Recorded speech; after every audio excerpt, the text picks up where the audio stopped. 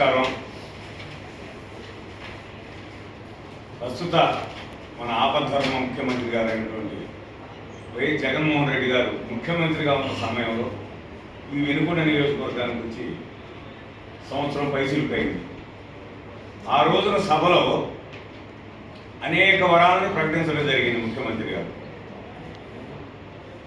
ముఖ్యంగా వల్లాపల్లి మండలానికి 10 కోట్ల రూపాయలు తాగునీటికి వెంటనే రిలీజ్ చేస్తున్నామని చెప్పారు. ఇంకొక విషయం కూడా, ఘాట్ రోడ్ నిర్మాణానికి 20 కోట్ల రూపాయల నిధుల్ని మంజూరు చేశారని ఈ ఎమ్మెల్యే గారు చెప్పారు. బ్రహ్మనాయుడు గారు 100 పడకల హాస్పిటల్ శాంక్షన్ అయిందని చెప్పారు. అదేవిధంగా ముస్లిం మైనార్టీలకు సంబంధించి కాలేజీ కూడా శాంక్షన్ అయిందని చెప్పారు. ఇవన్నీ కూడా మంజూరును ప్రకటిస్తున్నామని ముఖ్యమంత్రి గారు చెప్పడం, ఎమ్మెల్యే గారు అనుమతులు వచ్చినాయని చెప్పడం కూడా జరిగింది. నేను ఒకటే మనం చేస్తున్నా, ఎమ్మెల్యేగా నేను పనిచేశాను, రాజశేఖర రెడ్డి గారి హయాంలో, ఆంజనేయులు గారు, చంద్రబాబు గారి హయాంలో పనిచేశాను. ఒక ముఖ్యమంత్రి ఒక నియోజకవర్గానికి వచ్చినప్పుడు సీఎం ఎష్యూరెన్స్ అని ఒకటి ఉంటుంది, దానికి సపరేట్ ఫండ్స్ ఉంటుంది. ఉదాహరణగా నేను ఎమ్మెల్యేగా ఉన్నప్పుడు కాలేజీ గ్రౌండ్లో రాజశేఖర రెడ్డి గారు వస్తే 2-3 ఎష్యూరెన్స్లు ఆ రోజు ఇచ్చింది. ఒకటి ఉప్పలపాడు లిఫ్ట్ ఇరిగేషన్ స్కీము, అక్కడ ఉన్నటువంటి హై స్కూల్ బాగు చేసేదానికి, అదేవిధంగా రోడ్లకు సంబంధించి ఇన్సూరెన్స్ అడగడం జరిగింది. వెంటనే శాంక్షన్ అయ్యింది. వాటన్నిటిని కూడా 6 నెలల్లో నేను జీవోలు తీసుకొచ్చి పనులు కూడా పూర్తి చేశాను. అదేవిధంగా ఆంజనేయులు గారు ఉన్నప్పుడు చంద్రబాబు గారు వస్తే వాటర్ గ్రిడ్, వాటర్కి అదేవిధంగా రక్షిత మంచినీటి పథకానికి నిధులు అడిగారు. ఇక్కడి నుంచి ఢిల్లీ వెళ్ళి వెంకయ్యనాయుడు గారితో మాట్లాడి శాంక్షన్ చేయించడం జరిగింది.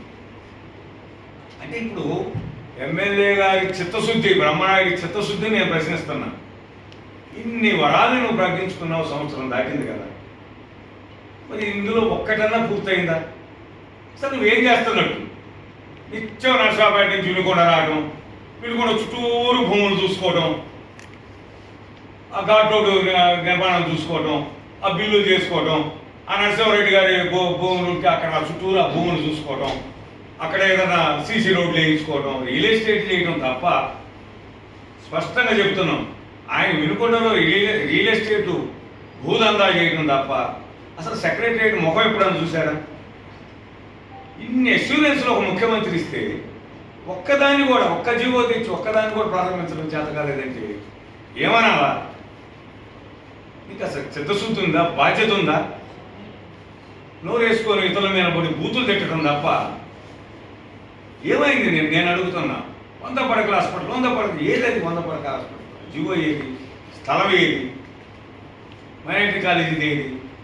ఎప్పుడో ఆంజనేయులు గారు హయాంలో ఒక 7 కోట్ల రూపాయలని ఆ ఘాట్ రోడ్ నిర్మాణానికి జీవో తీసుకొచ్చి చేస్తే అవి చిన్నగా బిల్లులు చేసుకుంటూ మరలా ఘనంగా ఆ రోజు ప్రకటించారు. నాకు బాగా గుర్తు, 20 కోట్ల రూపాయలని మన ముఖ్యమంత్రి గారు మనకి ప్రకటించారని. ఏమైనా మరి 20 కోట్లు? అదేవిధంగా వరకు పూర్శాల నిర్మాణానికి వెంటనే పూర్తి చేస్తామన్నారు. ఏమైనా ₹1 వచ్చిందా? ఈ విధంగా బాధ్యతారహితంగా ప్రవర్తిస్తున్నటువంటి బ్రహ్మనాయుడు గారి నిజ స్వరూపాన్ని ఇప్పుడు కన్నా ఈ నియోజకవర్గ ప్రజలు గమనించాలని ఈ సందర్భంగా తెలియజేస్తూ, ఇంకైతే ఒకటే, ప్రతి సందర్భంలో కూడా ఎన్నికల సమయంలో టౌన్లో మీరందరూ చూస్తామన్నారు, ప్రతి కార్యక్రమాన్ని చెబుతున్నారు. ఇది నేను చేశాను, గుడి నేను కడతాను అంటాడు. గుడి అని కట్టేది ఏంటంటే ఘాట్ రోడ్డు నిర్మాణం నేను జరుగుతుంది అని అంటాడు. మొత్తం నా డబ్బులు పెట్టి చేస్తున్నామని నేను చెబుతున్నాడు. 20 కోట్ల నిధులు వచ్చినాయని మీ ఇటు పక్క చెబుతుంది. ఏమైనా 20 కోట్లు? 20 కోట్ల నిధులు వస్తే కనీసం తార్ రోడ్డు వేయలేదే. ప్రజలు వేసినటువంటి 70 లక్షల రూపాయలు సంఘాలు పువ్వు చేసుకున్నటువంటి 2 లైన్లు వేస్తే ఆ 3వ లైన్ ఒక్కటి మాత్రమే మెటల్ రోడ్డు వేయటం జరిగింది. మరి ఏమైనా నిధులు? దీనికి సమాధానం చెప్పాలా? అదేవిధంగా రింగ్ రోడ్డు అని చెప్తాడు. ఎక్కడుందా రింగ్ రోడ్డు? ఇన్ని అవాస్తవాన్ని వాటర్ స్కీమ్ సంబంధించి కూడా అప్పుడు భగీరథుల్లాగా వాటర్ స్కీమ్ ఏం చేశానంటాడు. నువ్వు తెచ్చింది ₹1 జీవో ముఖ్యమంత్రి దగ్గర నుంచి కానీ నువ్వు కానీ ఏదన్నా కేంద్ర ప్రభుత్వం నుంచి కానీ ₹1 తీసుకొచ్చిన జీవో ఏదన్నా చూపించమని డిమాండ్ చేస్తా ఉన్నాం. మా హయాంలో వాటర్ స్కీమ్కి అభివృద్ధి జరిగింది, ఆంజనేయ గారి హయాంలో జరిగింది, హనుమంతరావు గారి హయాంలో జరిగింది. స్పష్టంగా చెప్తా ఉన్నాం, మీరు సమాధానం చెప్పండి. ఘాట్ రోడ్ నిర్మాణానికి మేము సొంత నిధులు ఇచ్చాము, ఆంజనేయ గారు 7 కోట్ల రూపాయలు జీవో తీసుకొచ్చారు. ఇది వాస్తవా కాదా? రామలింగేశ్వర స్వామి గుడికి అందరూ చందాలు వేసుకున్నాం. అసలు నీకు ఆ రామలింగేశ్వర స్వామి గుడి నేను కడుతున్నాను అర్హత నీకుందా? గుడి నువ్వు కట్టేది ఏంటి? ఎండోమెంట్ నుంచి ఏమైనా శాంక్షన్ ఉందా? ఈ ఎండోమెంట్ నుంచి ఏమైనా 1 రూపాయి వచ్చిందా? ప్రజావిరాళంతో ప్రజలు గుడి కడతా ఉంటే నేను కడుతున్నా అని చెబుతున్నా ఏంటండి? ఇంత అబద్ధాలు మా 10 మంది ఎమ్మెల్యేలు ఇంత అబద్ధాలు కూర్ని మా జీవితంలో చూడలేదు, భవిష్యత్తులో కూడా చూడమయ్యా.